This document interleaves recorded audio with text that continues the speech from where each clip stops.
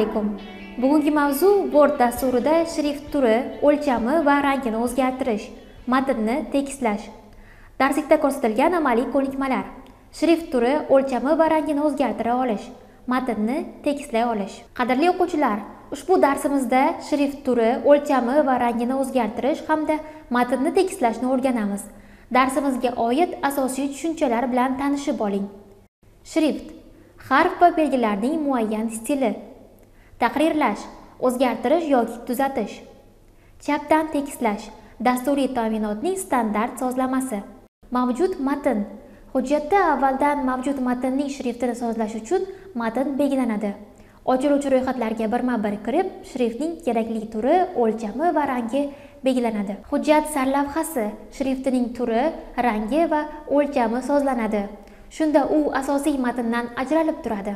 Sozlamalar yordamida matnni qalin, tagiga chizilgan yoki kursiv ko'rsatish ham mumkin.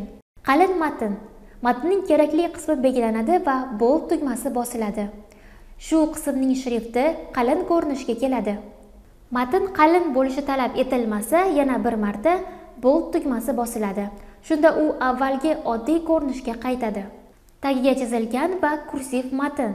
Belgilangan matnning tagiga chizish uchun underline, uni kursiv ko'rinishga keltirish uchun italics tugmasi bosiladi.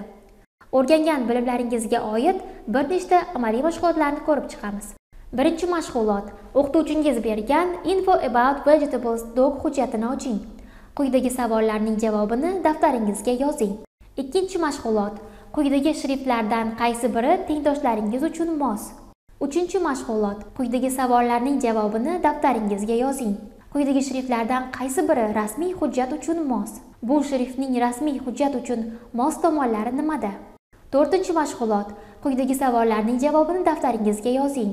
Quyidagi shrift ranglaridan qaysi biri yosh auditoriya uchun mos keladi? Yorqin ranglar, xira ranglar va qora.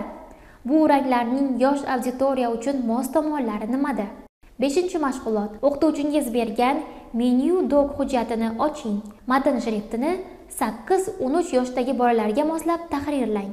Sarlavha va kichik sarlavhani yaqqol ko'rsatish uchun tahrirlang. Kichik sarlavha menu elementi nomi. Hujjatdagi o'zgarishlarning 8-13 yoshdagi bolalarga mos tomonlarini izohlang.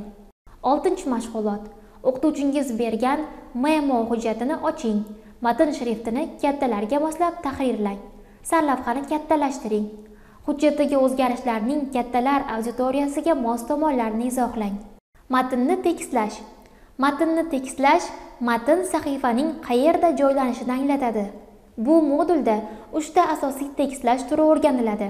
Chapdan tekislash, markazdan tekislash va o'ngdan tekislash. Yozilayotgan matn avtomatik tarzda chapdan tekislanadi, ya'ni matn sahifaning chap tomonidan tekis joylanadi. O'ngdan tekislashda kiritilgan matn sahifaning o'ng tomonidan tekis joylanadi. Markazdan tekislash esa matnni sahifaning o'rtasiga, o'ng va chap qismidan teng masofa uzoqlikda joylanishidir. Tekislanishni sozlash uchun avvalo matn belgilanadi. So'ng Home menyusining paragraf menyu bo'limidan Alignment tugmasi topiladi. Ular gorizontal chiziqlar ko'rinishida bo'ladi.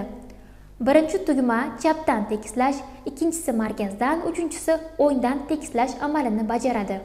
Endi esa o'rgangan bilimlaringizga oid bir nechta mashg'ulotlarni ko'rib chiqamiz. 5-mashg'ulot. Menyu hujjatini oching. Hujjatning davomidan ismingizni yozing va o'ngdan tekislang. 6-mashg'ulot. Hujjatdagi matnning qolgan qismini markazdan tekislang.